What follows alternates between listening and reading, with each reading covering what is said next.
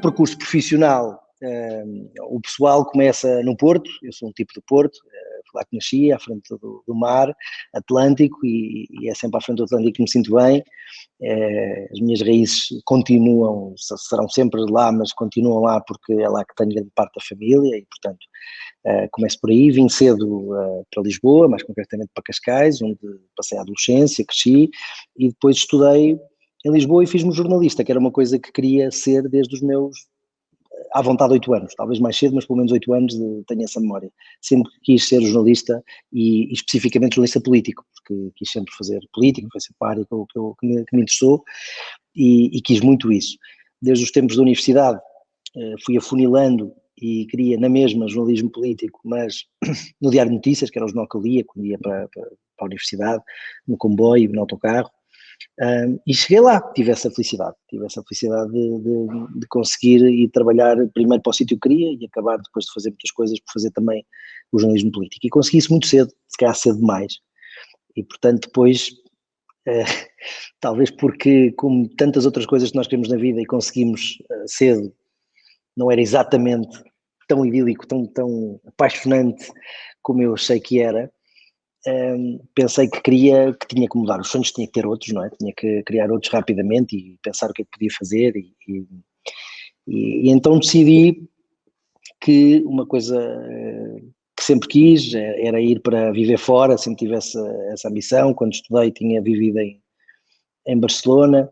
Quando comecei a carreira no Diário de Notícias, pouco tempo depois fui enviado para Macau, que foi uma experiência que marcou a minha vida completamente, porque fui enviado para ficar lá uns meses e, portanto, acabei por ser muito novo, cair de paraquedas numa região, foi na fase da transição da soberania, portanto foi muito interessante, cresci muito e foi de facto, aprendi muitíssimo e, portanto, tinha sido a segunda experiência e, portanto, queria essa terceira experiência internacional e acabei por ir para Londres, que também me marcou muito, porque Londres, eu fui para lá com o intuito de estudar política, lá está, ciência política, algo relacionado, que era uma coisa que sempre me interessou, esse lado da ciência mesmo, da filosofia política, mas acabei por não o fazer por duas razões. Uma não muito boa, que foi o facto de perceber que não tinha dinheiro, ou seja, quando caí em Londres era uma altura em que a Libra valia 1,5 € e eu recebia em euros, e portanto não era assim tão fácil, e os estudos lá não eram a brincar. A primeira coisa que nos alertavam quando eu ia às universidades é que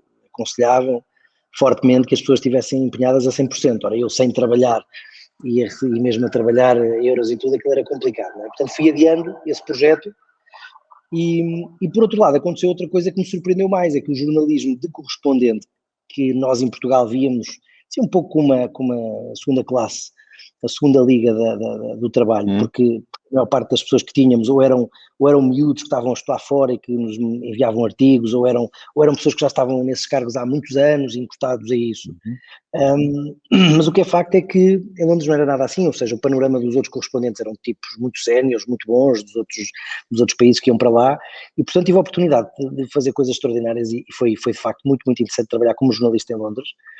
E isso permitiu-me também uma coisa boa, que é como correspondente, nós primeiro temos que fazer todas as áreas, o que era uma coisa que fazia bem a uma alma de alguém que queria sempre descobrir tudo e tinha que escrever literalmente sobre desporto de manhã, economia à tarde, política a meio da tarde, religião, tudo, a família real, tudo o que se possa imaginar, e eu tive que aprender tudo um pouco. O jornalismo normalmente já tem esse lado, o famoso big range, como correspondente ainda tem mais, não é? Porque nós estamos a cobrir um território e não propriamente uma área, portanto temos que falar sobre tudo. E por outro lado, permitiu-me fazer todos os meios, também era uma coisa que eu tinha curiosidade, portanto eu vinha da imprensa e portanto só tinha essa experiência, estagiei no público, fui para o Diário de Notícias, eram as únicas experiências que eu tinha de trabalhar assim, e de repente comecei a trabalhar para a TSF regularmente, que adorei, foi uma experiência de rádio, percebi o que nós na gíria profissional dizíamos o bichinho da rádio, gozávamos muito e de facto conheci-o, percebi o que era e de onde é que vinha.